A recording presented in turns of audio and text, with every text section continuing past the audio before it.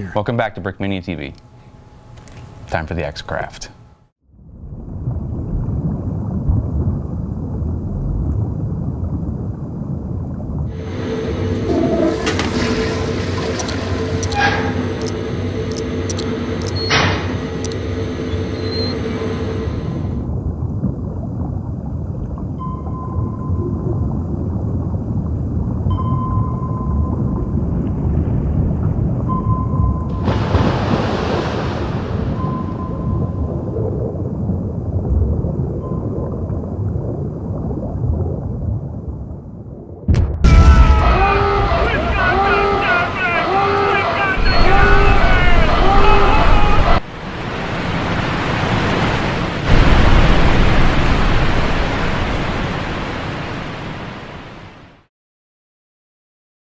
Okay, so here we are. We're here to talk about the X-Craft. X-Craft Lando, as you may know. X-Craft Lando is the official name. X-Craft, comma, Lando. There we go. You may know. Oh, okay. Is a mini submarine developed by Britain during World War II. Yep. Its purpose was to infiltrate enemy anchorages and slip past the torpedo nets, all the destroyers and all that other good stuff, and plant charges underneath a capital ship, make its way out, and then at a certain time, delayed time fuse, the charges would blow up, causing the ship to sink, basically. Cool. And these charges on this particular model, they would be on the sides of the ship. Right. Like, so a traditional submarine uses they're torpedoes, basically smaller missiles that they shoot out of the submarine, underwater missiles. The X-Craft does not have torpedoes. Instead, it has these side charges. So if you look at this straight on, you'll notice that this X-Craft is fairly well bloated. It's because they have charges on either side of the hull. Each one of them is filled with 2 tons of explosives. That's a lot of explosives. Right. So 2,000 pounds of amytal in each one. So I think 1,000 pounds per side. I'm not sure. So it's a lot of explosives. It's a lot more than your traditional torpedo warhead. And the particular this was used in one particular raid. So the Germans had these super battleships at the beginning of World War II, the Bismarck and the Tirpitz. So everybody knows about the Bismarck, but they don't know about the sister ship of the Bismarck is the Tirpitz. Even bigger and more badass and more scary to the British and everybody else who had to go up against it than the Bismarck. So the Tirpitz, the Germans, it was such a valuable prize. The Germans actually based the Tirpitz out in occupied Norway, way up in the Arctic Circle. So it was in a fjord, really well protected, and there was no way that the British could engage it with a traditional submarine. It just wouldn't be possible. So they developed these X-Craft. They had a few that they started experimenting with, and then the first 6 operational X-Craft were basically slated to go to Norway from England to Norway, sink the Tirpitz, and then return home. It's quite the mission. It's like a 10+ day mission, wasn't it? Well, it was longer than that. Was it longer than that? So the way that they did this, so this is a mini submarine. You got a crew of 4 in here. In fact, I can show you the inside. I'll show you that later. They would basically be towed by another submarine. So these things would travel underwater. It took 10 days to get from Scotland to Norway, where these things attacked the Tirpitz. They had to change the crew once they got to Norway, because they had one crew. Imagine being inside this tiny little submarine for 10 days straight. Tiny. And then they did a changeover, so they had the travel crew, and then they switched over to the regular attack crew when they got there. So this is really super dangerous operation. They went underwater. They're basically traveling underwater in this little tiny tin can, being towed by a bigger submarine. 10 days. They actually lost one. That one broke free, and they don't know. They only can assume that it went to the bottom. They found an oil slick, but that was all the evidence they found. Well, so these guys have been up for like a week straight, and they're in a storm. And the ship's going this, because the submarine that's towing them is doing this. So this mini submarine is doing this. So what they did is they aimed the submarine downwards so it wouldn't. Just a pull against that rope. So it would always be taut. The theory is what happened was that they were aiming down like this, and they had they were delirious from being up, because basically you'd be working in like 2-hour shifts, and you wouldn't get any real sleep. So the only way to know that if you had broken loose is if suddenly your depth meter increased, because you would have no idea. You wouldn't be able to hear anything. You wouldn't be able to see anything. You're pitch black. You have no frame of reference.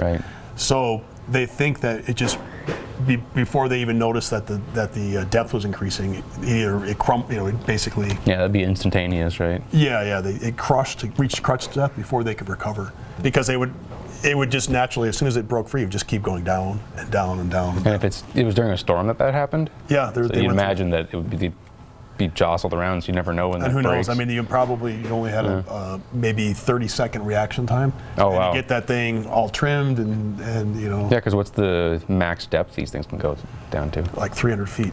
So then they were probably at 300, at or near. Yeah, they're probably close to it. At least 100 feet down, but it's not going to be that much till. I mean, you've got seconds to compensate, to react, and these guys have been up. They haven't been sleeping right. That's crazy. Yeah, probably delirious. These guys were nuts. Yeah, so one crew was lost that way. Others were killed by the Germans. Right.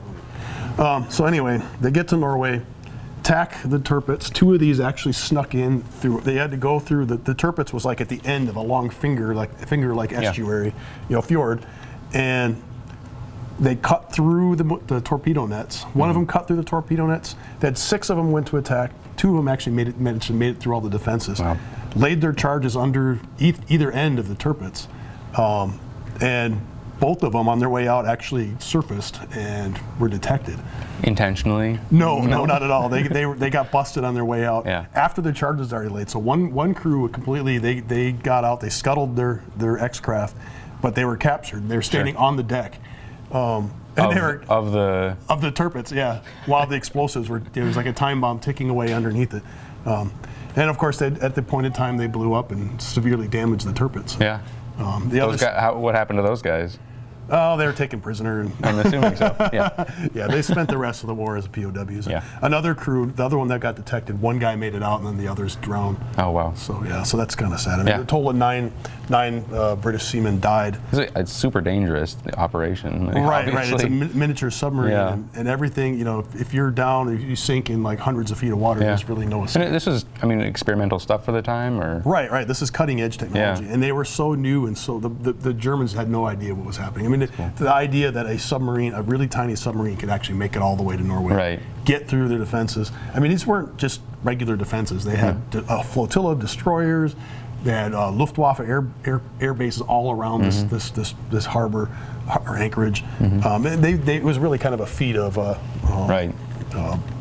like arms to be able to get this midget submarine into the harbor, actually do damage to the Tirpitz. Tirpitz never really recovered. They were never able to actually bring the Tirpitz back into the war. So just enough. It wasn't completely destroyed, but no. But when it finally did get, it was bombed later. The British finally were able to get it with land-based bombers. Sure. They flew all the way to Russia and then attacked it from Russia. Oh wow. Yeah, and they sank the Tirpitz, and when the Tirpitz capsized, they could see all the damage done on the bottom, and there was no way that the Tirpitz ever would have been able to fight. Right. Cool. But the Tirpitz did. The whole point of the Tirpitz being there effectively tied up the entire British fleet. Waiting outside of Norway, in case this thing got out. Because what would happen if the Tirpitz got out, attacked a convoy? It would have just decimated the Allied shipping, which, of course, was the lifeblood of the war in Europe. Was America and Canada were sending all kinds of lend-lease equipment and food and all sorts of stuff to Russia and to England to fight the war. So that's what this particular model is based off of. I understand that this was also pretty important in other operations as well. Well, they had additional ones. The 6 that went to Norway, I don't think they ever. I think maybe 1 or 2 made it back. Sure. The rest of them either were scuttled or just sank. They made a couple extras, and they did use them throughout the rest of the war. Basically, the most notable mission would be to go to Normandy before the Allied invasion, take soil samples, and then during the invasion themselves, at least a couple of these things went to the shore, beached themselves. I'm not even sure if they beached themselves or just stationed themselves by the shores, but became light ships. Right, they aimed the lights back at the ships away from land. Different colored lights to denote different beaches, different landing beaches. So they actually infiltrated the German defenses several times. That's cool. Awesome little craft here. But let's go into some of the details. Check out the model. So this is X-Craft. Basically you have your snorkels. So this is a snorkel for when it can be semi-submerged. Okay. Take in air, run the diesel engine. Let's take off some of the things. We can take the stand does come off. So we'll just get rid of that. Is it swooshable? It's an important totally question. switchable. This thing is It's a brick. You can pick it up from both ends. Yeah, I mean, we'll lose the guy here, but yeah, it's super sturdy. So, but it does open up on the inside. This is kind of the cool feature. You can take this. This is like the side charge, but we have the whole thing come off. Pretend that there's still a wall here, bulkhead here, but we actually did do the interior of this. So there's some pretty cool features in here. You have room for all 4 of your guys. Yeah. You know, you have a little bit of a departure from your traditional Brickmania kits. Well, the coolest part about this is the interior details. You have your different stations. You have your engineer station, your commander at the periscope, and you can actually make the periscope go up and down. Yeah. And you have you get your, like, I don't know, what would he be? The guy piloting it. Yeah. You have steering in the front. You know, and it does the prop does move. The hydroplanes and stuff do what they're supposed to do as advertised. I also understand that this is the second kit you've released with the toilet. Yeah, there is actually. Yeah. So, in this forward compartment here, this is where the right there, the forward compartment that's the submersible or floodable compartment. But they also have the toilets in there. So the head. So, but basically, you know, I was reading a book on it. In fact, this book here, the Thomas Gallagher's X-Craft raid, they talk about standing on the toilet seat with their head out of the hatch. So How funny! Yeah, so when they're cruising along on the water, but yeah, so that's a floodable. So basically, what happens is when this thing goes underneath the anti-torpedo nets, they'll have a diver who'll actually come out of this hatch. They'll have to flood it.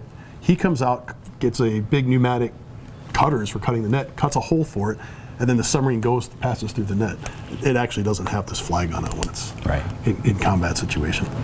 So, and then he'll go through, submarine will go through, then they'll stop, pick him up, he'll go back in there and get all dry and warm and all that other good stuff. Wow, this is left behind. Yeah, so they have these side charges. So, I mean, they had this really well thought out. I did a lot of reading and research on this. So we did make one batch of 50 of the X-Craft here. Comes with this handy display stand, which is kind of become our universal watercraft display stand. It's got 4 crewmen. 4 custom. Yeah, want to talk about the guys? Yeah. So the uniform's pretty simple. It's based off of. It's very similar to the standard British infantry uniform, actually, from what I could tell with our research. But it's in this black color. So it's cool. They have their sweater underneath of it, this super heavy-duty wool sweater. Yeah, famous British Navy. Yeah, that's really iconic. Sailor sweater. So I was happy with the way that turned out. It was kind of tough to get the white printing to work correctly with the gray lines, but we were happy with that. And then custom face, just a scruffy. As every submariner. Yeah, every single like all the pictures, just scruffy, like. So there's a huge, all the submarine. Crewmen, they have a huge. They're very proud of their badge of honor, I guess. Yeah, the beard, the pirates, submariner sweater, everything. Yeah. So and the police hat is with the Lego police hat that we repurposed for our. Sure, as a naval. Yeah, and there's some puffy ink on there as well. It's kind of sticks out a little bit. Didn't even see that. Yeah, it's textured. It's slightly textured. That's pretty cool. Slightly textured. So cool little badge on there. We made one batch of 50 of these. This is part of our Wunderwaffe Wonder Weapons series. Yep. So remember to hashtag Wunderwaffe on your posts on Facebook. For a chance to win awesome prizes. Yeah, Facebook, Instagram, and your tweets on Twitter. Yep. That's cool. Wunderwaffe. So any picture that you think Wunderwaffe bricks. Just pictures, cool stuff like that. Tag that. Cool. Yep. All right. Anything else? No. Cool. This is cool. I'm excited. I think this will be a really fun kit. It's totally an oddball kit that you don't really see this kind of stuff very often. I put this thing together like 4 times now, so it's actually quite a fun build. You've been working on it for a while. You'll be surprised how there's a lot of pieces in this kit. It's cool. We're all pretty excited for this thing to finally come out. So. Yeah, do we know what the piece count is? All of them. I don't know. Like 1 million? No, it's a lot. It's over 1,000, I'm sure. Wow, that's cool. Cool. All right, that is the episode. For more information on this kit and many others like it, or not at all like it, right, check out brickmania.com. Thank you.